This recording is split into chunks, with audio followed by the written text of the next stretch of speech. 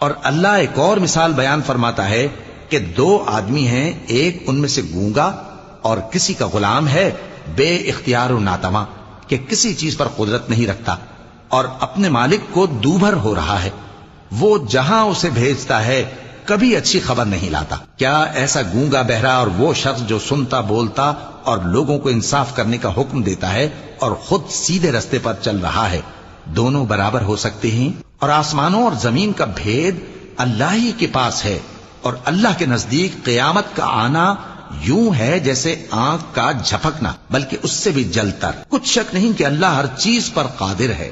اور اللہ ہی نے تم کو تمہاری ماؤں کے شکم سے پیدا کیا اس حال میں کہ تم کچھ نہیں جانتے تھے، اور اس نے تم کو کان اور آنکھیں اور دل اور ان کے علاوہ اور اعضاء بخشے تاکہ تم شکر کرو۔ کیا ان لوگوں نے پرندوں کو نہیں دیکھا کہ آسمان کی ہوا میں گھرے ہوئے اڑتے رہتے ہیں؟ ان کو اللہ ہی تھامے رکھتا